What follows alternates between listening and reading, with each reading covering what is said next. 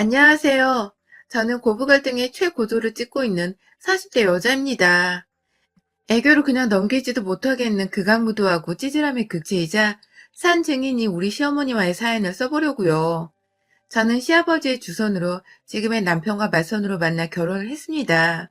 아버지와 건너 아시는 분의 친구분의 아들이 결혼할 색시를 찾고 있단 소리에 아버지가 저를 적극적으로 밀어붙인 것이었죠. 당시 저는 30대가 넘었었고 제 친구들은 다 결혼하고 첫 아이까지 낳았을 때였는지라 아버지가 상당히 위기의식을 느끼면서 이러다가 딸내미가 노처녀로 늙는 건 아닌가 하면서 저 하나 시집 보내겠다고 참 여기저기 뛰어다니셨는데요. 당시 7급 공무원에다가 시아버지도 공무원으로 부자가 공직을 먹고 있다는 소문이 엄청나게 와전이 되어서는 급기야 대대손손 재경부 행정부에 막대한 파워를 가진 집안이라는 소문이 부풀어져서는 아주 그냥 저희 아버지가 저를 완강히 밀어붙이셨던 것이었죠. 저도 남편과 남편의 집안에 대한 소문을 그렇게 들어버리고 맞선을 보러 나갔기 때문에 살짝 긴장을 많이 했습니다. 저야 뭐 당시 헤어진 전 남친한테서 상처를 너무 크게 받은 바람에 결혼에 대한 생각이 딱히 없는 상태에서 아무 남자나 만나보면 내 기분이라도 좀 풀어보자는 마음에 선자리를 나간다고 했었는데 아버지 말씀으로는 상대방 집안이 너무 좋은 곳이라며 잘 하고 오라고 겁을 잔뜩 주신 바람에 가볍게 해보려 했던 선이 완전히 취업 막바지에 해보는 면접 인터뷰만큼이나 살떨리고 긴장되더라고요. 천만 다행이게도 남편은 제가 예상했던 딱딱하고 지루한 공무원의 모습과는 달리 참 센스가 돋는 사람이었습니다. 말도 잘 통했고 무엇보다 둘이서 첫 만남부터 개그 코드가 잘 맞은 덕분에 다음날 연달아 데이트도 순조롭게 하게 되었었고 저와는 달리 당장에 결혼하는 것에 서두름을 느꼈던 남편이 곧장 결혼을 해보자는 말을 꺼낸 바람에 저도 얼떨결에 반대하는 사람이 주변에 하나 없는 환경에서 좋다고 결혼을 해버렸어요. 저야 뭐 딱히 회사를 다니면서 제가 뭐 돈이 엄청나게 많은 것도 아니었고 대단히 잘난 부모를 둔 것도 아니어서 좋은 집안의 안정적인 직업을 가지고 있던 남편을 마다할 이유가 하나도 없었습니다. 저는 성격이 많이 솔직한 편이라서 남편한테도 직접 그런 말을 했었어요. 내가 듣기로는 당신 집안이 정치적으로 알아주는 집안이라는데 맞냐고 물었고 남편 또한 저에게 껄껄거리며 웃더니 끝내 부정은 하지 않고 우리 집이 너무 잘나면 부담스럽나? 하면서 대답을 회피한 채 제 질문이 맞다는 말을 해버린 바람에 저는 정말로 이 사람이 공직자 집안의 아들이구나 싶어 오 했었던 적도 있었습니다. 그 뒤에도 결혼하기 전까지 여러 차례 데이트를 하는 과정에서 우리 집은 고위 공직자 집안인데 혹은 미래의 우리 아이도 고위 공직자로 살았으면 좋겠다 라는 말을 정확하게 했었었고 그래서 저는 의심할 것 없이 그냥 믿어버렸죠. 친정아버지의 말부터 남편의 말까지 다 똑같으니까 어느 누가 의심해보려는 생각을 쉽사리 가지겠어요? 그리고 그 당시 제게는 제 기준에 가장 적합하고도 오히려 집안을 따져봤을 때는 더욱 좋은 조건의 사람이었고 그래서 결혼을 한 순간까지도 신부라면 누구나 가져보는 싱숭생숭한 감정을 가지긴 했었지만 동시에 내가 좋은 결정을 한 것이라며 자신감 있는 생각을 했어요. 그런데 그렇게 결혼하고 나서 보니 제가 듣고 또 남편을 통해서 직접 알았던 남편의 집안과 남편의 직장은 사뭇 달랐습니다. 결혼을 하고 보니 저희한테 시부모님이 집을 사주긴 했는데 그게 다 대출을 가득 끼고 산 은행의 집이었더라고요. 그것도 대출금을 매달 갚아내야 하는데 시아버지는 고위 공직자는커녕 동사무소에서 일하시는 경비원이셨고 7급 공무원이라던 남편조차 동사무소에서 근무하는 9급 공무원이었습니다. 지금이야 공무원이 되기도 힘들고 공부도 정말 열심히 피 터지게 해야 붙을까 말까 하는 직업이 되었지만 저 결혼할 적만 해도 그 정도는 아니었어요. 게다가 남편과 시아버지가 일하는 동사무소는 서울 한복판에 있는 것도 아니고 경기도 저 끝자락에 있는 동사무소여서 아무나 그냥 지원해서 인원이 모자른 대로 충원이 되는 그런 곳이었습니다. 그렇게 일하는 남자들이 그 많은 대출금을 갚아내는 데는 굉장히 무리가 있었고요. 다달이 벌어오는 돈이 제 월급의 반도 안 되는 남편의 월급에 마냥 의지를 하면서 대출금을 갚아낼 수 없어서 결국 제가 제 돈을 털어 대출금을 갚아내기 시작했습니다. 솔직히 말하면 결혼 초반부터 왠지 거대한 사기를 당해버린 것 같아서 기분이 굉장히 불쾌하고 혼돈의 연속이었어요. 그럼에도 불구하고 제가 남편과 이혼하지 않은 것은 그 결혼을 하는데 어찌되었건 저도 남편이 좋다고 결혼을 저 스스로 결심을 했던 것이었으며 남편도 오해를 하게 한 거면 미안했다면서 대출금을 갚아주는데 도와주는 제게 무척이나 고마워했고 또 미안해하는 모습을 팍팍 티내면서 집안에서 거의 기가 죽어 살았기 때문에 제가 그새 정이라도 들어버렸던 것인지 이혼을 해버리지 못했습니다. 그리고 지금 저는 그때 진작 남편과 이혼을 못했던 것을 천추의 한이라 여기며 살아가고 있는 중이랍니다. 시아버지나 남편이나 기대했던 고위 공직자는 못 되었지만 살다 보면 느낀 것은 이분들이 참 열심히도 산다는 것이었습니다. 시아버지가 어쩌다가 경비에 하시는 일이 고위 공직자라고 와전이 되었는지도 모르겠지만 본인 하는 일에 자부심을 가지며 한번 빼먹지를 않고 사시사철 근실하게 일을 하시는 모습에 제가 다 대단하다고 느낄 정도였고요. 그런 아버지의 모습을 보면서 좋은 자극을 받았었는지 남편도 자신의 일에 투정함을 부리지 않은 채 열심히 일하면서 차츰 좋은 가장이 되고자 더 노력을 했습니다. 덕분에 남편과 제가 같이 벌어서 모으는 돈으로 대출금도 차근차근 갚아나갔고 그 사이 딸 둘도 낳아서 보통의 평범한 가정을 무사히 만들어냈어요. 물론 살면서 어떻게 부부가 좋은 일들만 있고 좋은 것들만 나누면서 행복하게 잘 살겠냐마는 저희 부부는 최대한 서로의 화를 덮고자 하는 선에서 대화를 하는 법을 배워나갔고 지금까지도 큰 소리 한번 나누지 않은 채 최대한 갈등은 적게 대화는 더 많이 해보는 자세로 살았어요. 그 효과는 실로 대단했습니다. 저희 부부랑 친하게 지내는 주변 친구 부부들은 저희가 잘 지내면서 하는 그 모습을 배우고 싶다며 많이 부러워하기도 했습니다. 그럴 때면 저희도 자랑이라고 으쓱해 대기보다는 우리도 평범한 사람에 지나지 않는다면서 그냥 서로를 한 번 더 배려하고 노력하는 것뿐이라면서 보다 현실적인 말로 부부 상담을 해주고 또 그 상담을 통해서 우리 부부도 함께 치유를 받는 듯 했습니다. 나중에야 남편은 저한테 고백을 하더라고요. 제가 너무 마음에 드는데 혹여나 자기 아빠가 경비원이라고 자기가 겨우 구급 공무원이라고 떠나버리면 어쩌나 싶어서 사실대로 말을 할 수가 없었다고 해요. 그것에 대해선 최근까지도 저에게 민망하고 또 미안했었고요. 아무튼 처음에 좀 삐그덕거리긴 했지만 그래도 잘 살아가고 있었고 앞으로도 잘 살아갈 자신이 있었는데 이런 저의 마음에 불현듯 위기감을 안겨주는 인물이 바로 저희 시어머니셨습니다. 시어머니의 눈에는 저희 부부가 잘 지내는 모습이 그리 좋아 보이지 않았나 봅니다.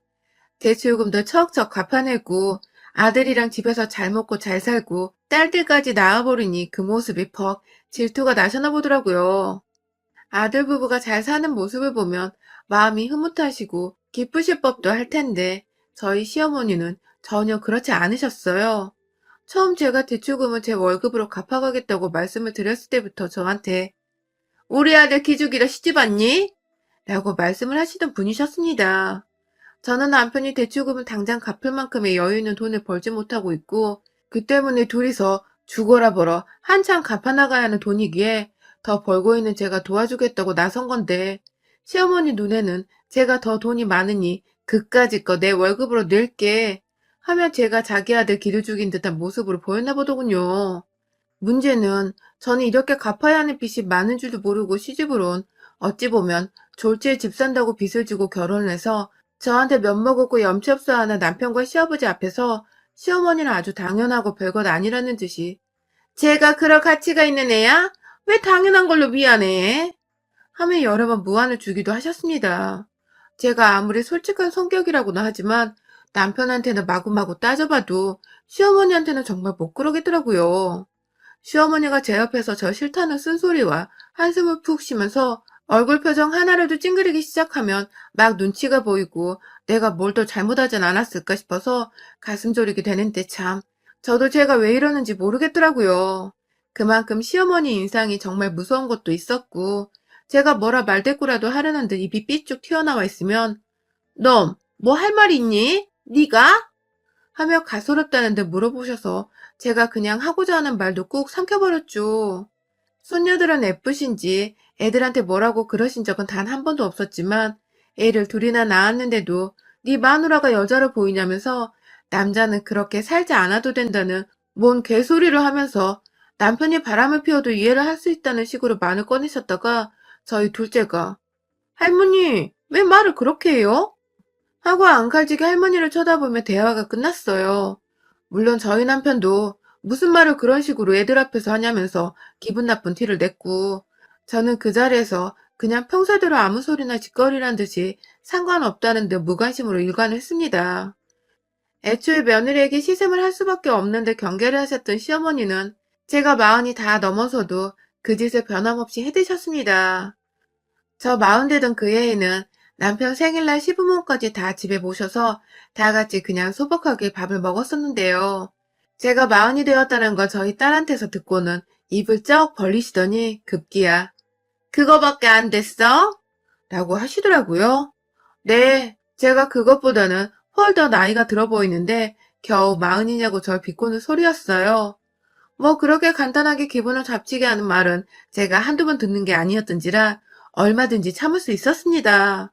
하지만 옆에서 남편이 겨우 마흔인데 엄마는 그 나이 먹고도 그런 말을 기분 나쁘게 해? 라며 무안을 주자 시어머니는 네 마누라 편들다가 언젠가 네 마누라한테 발등 제대로 찍힐 거라면서 억지를 부리셨어요. 제가 조만간 바람이라도 피운다거나 짐 싸서 아이들까지 데리고 이민을 가버리기라도 한다는 듯이 제가 들어도 황당한 말씀을 하신 바람에 제가 참 남편 생일날 결국 눈물을 글썽이다 그 자리에서 더는 못 앉아 있겠다면서 혼자 소주라도 마시려고 딸내미들이랑 집 나가서 집 앞 편의점에서 몇 시간 앉아 있었답니다. 다행히 그 사이 남편이 시부모님을 집으로 보내버렸고 저는 적당히 화장실이 가고 싶었던데 집으로 돌아올 수 있었지만 뭐가 되었든 참 서럽게 마찬가지였습니다. 정말 정 한 번 붙이기 힘든 상대였고 이 집안이 시아버지가 교회를 다녀서 제사가 없는 것이 정말 천만다행이라는 생각이 뿜뿜하곤 했었죠. 그럼에도 시부모님께서는 남편이 유일한 자식이었고 집도 가까이 있다 보니까 저희가 시부모님을 모셔오거나 저희가 시댁에 가서 밥 한 끼 정도는 먹는 일이 좀 잦았어요. 코로나 터지고 나서도 딱히 저희는 서울에 살던 게 아니었기 때문에 그리고 코로나가 막 터지는 그런 동네도 아니었기 때문에 비교적 마스크만 쓴 채 전과 다름없는 일상을 유지해갔고 그렇게 저희 가족들이 시댁도 자주 들락날락 했었는데요. 가족들끼리 앉아있다 보면 아이들이 애교를 부리거나 웃게 만들어줄 때가 참 많잖아요. 그런데 우리 시어머님은 그 모습이 또 그렇게 보기 싫으셨나 보더라고요. 한 번은 저희가 앞에서 최신 노래를 막 불러대는 딸아이 동영상을 찍으며 시끌벅적 웃고 있었는데 뒤에서 나타난 시어머니께서 니들은 그 나이에도 같이 웃니? 하면서 별 희한한 부부를 본다는 듯이 쳐다보더라고요. 급기야 제 남편 옆으로 가 앉더니 네가 참 점잖은 애였는데 하면서 딱하다는 듯 쳐다보는데 그 모습은 마치 제가 남편을 다 버려놨다는 식으로 들리더군요. 아니나 다를까 시어머니는 곧장 저를 쳐다보더니 네가 참 말도 많고 탈도 많아 애가 이렇게 변한 건가 보다 하면서 찌쩍거리셨습니다. 남편이나 저나 누구라 할 것 없이 기분이 또 더러워졌는데 도저히 제 입에서 뭐라 말이 나오지 않았어요. 애들도 있고 시아버지도 있고 아 여기서 나 하나 미친년 되면 다 괜찮아지는 일일 텐데 그 미친년이 돼보자는 용기가 선뜻 행동으로 옮겨지지를 않더라고요. 그러다가 지난 주말에 또 비슷한 일을 당하게 되었습니다. 사실 저희 가족이 웃고 있을 때마다 옆에 와서 시어머니는 꼭 그만 웃으라는 듯이 말을 툭 끊고는 저희 남편의 관심을 사보겠다며 뜬금없이 손톱깎이를 들고 오셔서는 눈이 침침해서 잘 안 보이니 잘라달라고 하신 적이 많았어요. 한 번이 아니라 정말 여러 번 그랬고 그러다가 남편의 시선이 다시금 저희에게 오려고 하면 기다렸다는 듯이 팔톱도 잘라줘라 하면서 남편의 도를 붙잡기도 하셨었죠. 그 짓을 지난 주말에 시댁에서 다시금 해버리셨답니다. 밥 먹으러 오라고 연락이 와서 얼떨결에 집에서 좀 쉬고 있다가 점심을 먹으러 시댁에 갔어요. 점심을 다 먹고 거실에 모여서 온 가족이 TV를 보는 때 시아버지는 배가 불러 잠이 솔솔 온다며 방 안으로 들어가 잠깐 눈 좀 붙이겠다고 하셨고 시어머니랑 같이 안방에 계시다가 밖으로 나오고 계셨는데 저희가 TV를 보다가 웃긴 장면이 나와서 빵긋 했다가 딸내미가 그걸 흉내낸다고 웃는 바람에 저희 부부가 덩달아 빵 터져버렸었어요. 보통의 어른들이라면 이런 아이들과 부부의 웃음소리를 마냥 듣기 싫다고는 안 하잖아요. 그런데 저희 시어머니는 그게 또 굉장히 귀에 거슬렸는지 아이고 귀 따갑다 귀 따가워 별나다 별나 하면서 쭈쩍거리며 제 신경을 잔뜩 곤두세우더라고요. 처음엔 시아버지가 주무시러 들어가셨으니 저희가 조용해야 한다는 뜻인 줄 알고서 금세 제가 아이들을 진정시키며 조용히 TV를 보려고 했는데요. 시어머니는 역시나 이전에 그랬던 것처럼 남편의 옆자리로 쓱 자리를 잡고 앉더니 이내 저를 향해 고개를 빼꼼 내미며 너는 참 이래도 욕먹고 저래도 욕먹고 힘들겠다 하면서 어디서 또 챙겨왔는지 손톱깎이를 들고 오셨더라고요. 남편을 붙잡고는 그 자리에서 뜬금없이 지난주에 뭘 했는지, 뭘 먹었는지에 대해서 물어보며 급기야 남편의 몸을 완전히 자신에게 돌려서는 딱 자신만 바라보도록 만들었고, 손톱을 잘라달라며 남편에게 손톱깎이를 건넨 바람에 남편은 급기야 TV 보고 있는데요? 라고 난처해 했다가 시어머니의 찡그러진 표정에 아, 네, 깎아드릴게요. 하면서 그걸 손에 쥐었죠. 그런데요, 시어머니가 그렇게 남편을 돌려세우고는 한다는 말씀이 넌 네 와이프랑 안 지겹니? 맨날 그렇게 붙어서는 라면서 애들 다 있는 앞에서 부부 사이가 안 지겹냐 소리를 하시더니 급기야 저를 또 쓱 쳐다보시더니 곱게 늙을 줄 알았는데 저렇게 늙을 줄 알았음. 내가 맞선 안 보게 하는 건데.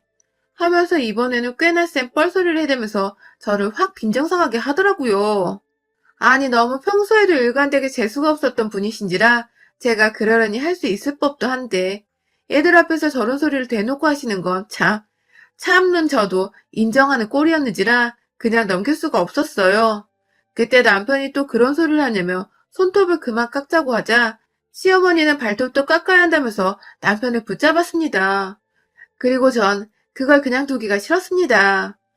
보다 강력한 방법을 써보기로 했어요. 남편에게서 손에 들고 있던 손톱깎이를 제가 받아냈어요. 제 손으로 시어머니 발톱 한번 깎아드리지 못했다면서 제가 직접 깎아주겠다며 시어머니 발목을 비틀어 잡아서는 앞바다리를 하고 앉은 제 앞에 갖다 댔고 이내 당황하며 안 잘라도 된다고 다음에 자를 거라고 발을 빼려 하는 시어머니의 다리 위로 급기야 제 다리를 얹어서 완전히 움직이지도 못하게 고정을 시켜버렸습니다. 그리고는 이내 어머님 자릅니다 하고 엄지발톱에 손톱깎이를 들이밀고 싹둑 잘라내는데 시어머니가 야 이년아 하며 괴성을 질러버리셨습니다. 그렇습니다. 제가 시어머니의 발톱에 새겨져 있는 하얀 그 선보다도 더 깊숙이 미세한 길이었지만 살점에 가까워 잘리면 물만 닿아도 따끔거리고 아파 죽겠을 그 길이까지 아주 그냥 시원하게 싹둑 잘라버린 것입니다. 시어머니는 피도 안 나지만 뭔가 스멀스멀 붉은 피가 발톱 발에 아래까지 퍼져버린 그 발톱을 쥐어 만지면서 아파 죽겠다고 난리를 떠셨고요. 저는 저대로 어머 어머님 죄송해요 하면서 얼굴에 미소 가득 담은 채로 사과를 하는 바람에 시어머니는 그게 또 혈압 올라 죽겠다며 너 웃어? 웃어? 하면서 화는 내는데 일어서진 못하더라고요. 저는 끝까지 마저 잘 잘라보겠다고 제 다리에 힘을 더 준 채로 시어머니 다리를 고정시킨 채 손톱깎이를 인해 반대쪽 엄지발가락 앞에다가 바짝 대버리니 시어머니는 계속해서 제 다리를 떼어내겠다고 한참을 다리를 치기도 하고 자기 몸을 흔들어대더니 이내 아주 정말 벼락을 맞은 사람 마냥 완전히 아무 행동도 못하게 정지를 시켜버린 후 제가 혹여나 또 다른 엄지발톱에 피를 내버리는 건 아닌지 혹은 따갑고 아파 죽겠을 만큼 바짝 발톱을 잘라내지는 않을지 걱정이 되셨는지 두 눈을 아주 꼭 감으시고는 손에 주먹까지 쥐시고 부들부들 떨었습니다. 누가 보면 제가 어른을 고문이라도 하는 줄 알겠더라고요. 옆에서 남편도 제가 불안불안했는지 여보 하면서 저를 진정시키고 있었고 저는 두 눈 꼭 감고 저한테 목숨줄을 맡긴 듯 애처로워하는 시어머니의 나머지 엄지발톱 하나도 아주 남김없이 아주 살점과 발톱 사이에 비는 공간 없이 그 깊숙한 길이까지 싹둑 아주 갑작스럽게 예고도 없이 신나 죽겠다며 잘라버렸습니다.